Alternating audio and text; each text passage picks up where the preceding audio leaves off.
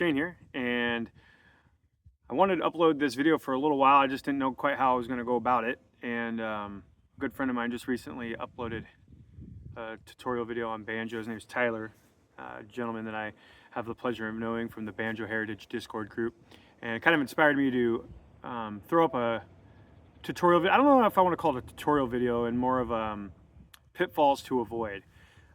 Mistakes that I had made that I wish I hadn't when I picked up this instrument that kind of hampered or delayed or inhibited my forward progress.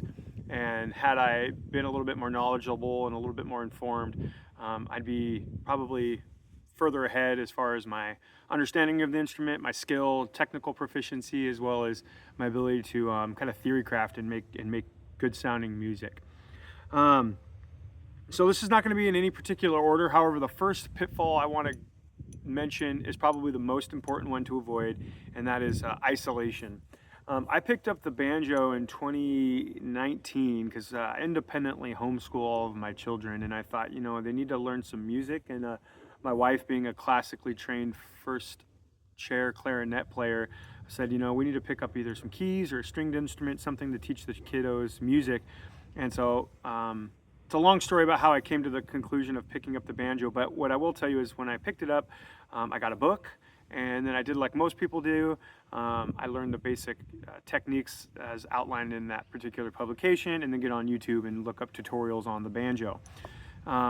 This was probably one of the biggest mistakes I made, and the reason why is I found myself kind of isolated, not just because it was COVID and there wasn't the ability to go out and seek lessons or meet up with people, but because the access to this makes it very easy to kind of find yourself in your room or in your domicile with your banjo by yourself, kind of putting the YouTube video, you know, going down to the settings and putting it on slow speed and finding a song you like and then just trying to replicate what they're doing.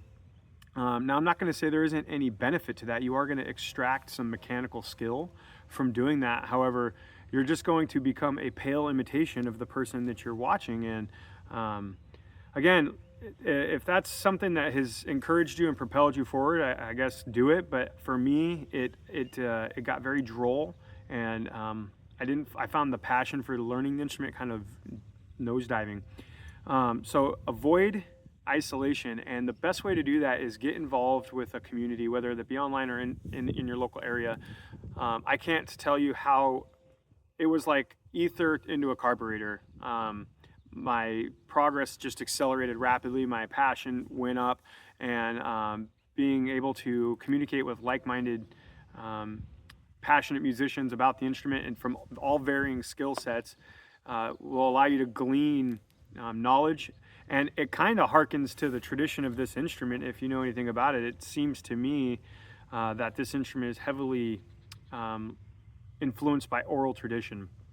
And so with that being said, the most important pitfall to avoid when picking up this instrument is self-isolating. The second one I would tell you to avoid is don't be confined or trapped into one style of play. And I'm specifically mentioning kind of your right hand. So when I first got the instrument, I didn't know anything about it. The guy at the counter threw me, I bought a Deering Good Time. He said, you're gonna need some picks, here's a book. And I found myself playing bluegrass rolls ad nauseum, to the point where I'm pretty sure my family was like, hey, let's maybe not have you learn an instrument. And so oddly enough, what I found was the music that I was playing, and let me rephrase that, the music I was imitating, because I really wasn't playing music, I was kind of replicating and imitating musicians, was lacking in variety. In my opinion, the picks kind of restrained me in my playing. I found that the music for me lacked a lot of soul, a lot of body, and it was kind of one-dimensional.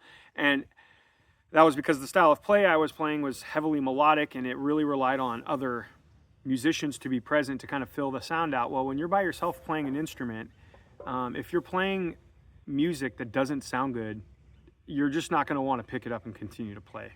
So I actually just Googled or got on YouTube and searched alternative methods of banjo playing, and a video showed up of some guy wearing a skull mask in the woods, and that was it. I was hooked on old-time banjo. Shout out to Clifton Hicks and his group of degenerates. Anywho, yeah, so the moral of that is don't get stuck with just one style play. So if you're playing an overhand or claw hammer, drop thumb, start drop thumb. And even if you're not good at it, pick up drop thumbing, YouTube it. There's a million tutorials on how to do it. Drop thumb, learn up picking, just engage in variety with your right hand techniques. Two finger, I really love the sound of true finger banjo, especially on some nylon strings. Which takes me to my next pitfall to avoid. Don't be suckered into thinking that the way you got your instrument is really the only way it can be set up. Don't believe that any instrument you pick up cannot be configured to make it sound the way you want to sound. There are some caveats to that, which I won't get into, but those are related to like antique instruments and what you probably should avoid doing. But for most people that are going to a local music shop and buying a contemporary made banjo, you can set that thing up however you want. And if you find that there's a particular sound that you desire, like a more warmer, plunky kind of old-timey sound, you absolutely could take those steel strings off, throw some nylons on there, and experiment. Experiment with different heads, bridges, and strings. Don't hesitate to change the sound of the banjo, and if you don't like it, you can always revert it. Again, caveats for some of those older instruments.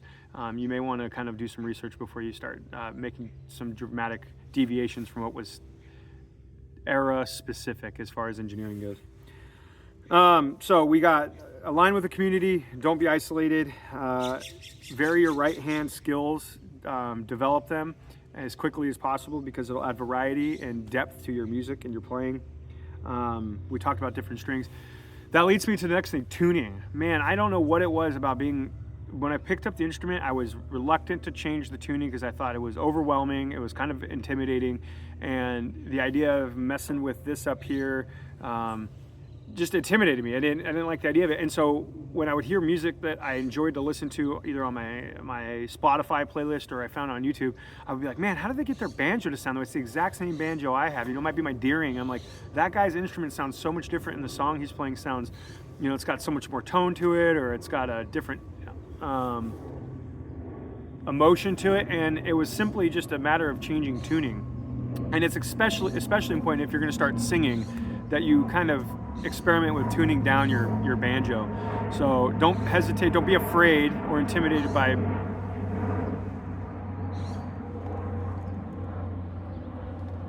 it's Cal Fire and their tankers. C-130. Anywho, change the tuning up. Be quick to experiment with tunings. The other thing I'll mention is if you're watching this video and you don't own a banjo yet, one of the pitfalls I made, and this is as a result of being isolated, right? If you don't have a banjo and you're interested in the banjo and you've stumbled across this video, do the step one of this video. Get plugged into a community and listen to a wide variety of different musicians playing this instrument and see which one appeals to you the most, and then kind of go find that subset of people that are really passionate and knowledgeable about that type of play, and then ask questions. Had I done that sooner, I probably would have saved myself some coin. And what I mean by that is that the Deering good time, not to knock the banjo, I'm not saying at all it was a bad instrument, but I walked out after taxes and fees, I think it was like $750. Yeah, it was about $750 for that instrument. And to be candid, I have a gold tone AC12 that's literally half that price that I think sounds better than that Deering. And again, I'm not discouraging you from buying a Deering. I'm saying for what I wanted to accomplish, I could have done it at a much cheaper rate.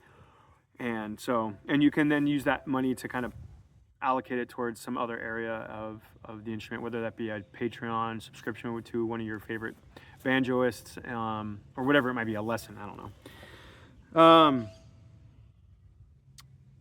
Perform in public as soon as possible. So this one's going to be a kind of a controversial one. Some people may say, don't go out and play crappy music.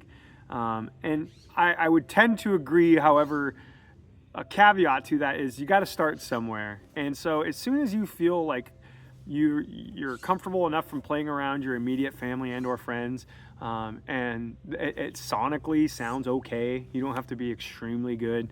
I would get out and start performing in public, and the easiest way to do that would be to either busk, but don't ask for money, like especially if you're not good. This is for me anyways. I didn't put out a hat or a case or anything like that and expect anyone to tip me, but I would take my daughter to ballet in a town near me, and I would just pull my banjo out and sit in the back of my pickup with the tailgate down, just wailing on my banjo as people walk by.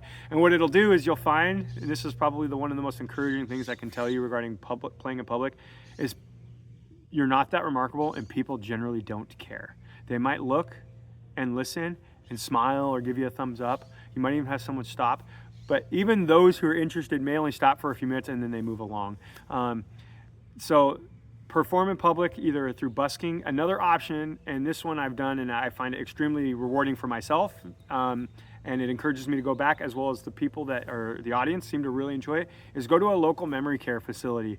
Not only will you enrich their situation, because they could really use it. Some of those places can be pretty despairing, but they're gonna forget that you were even there.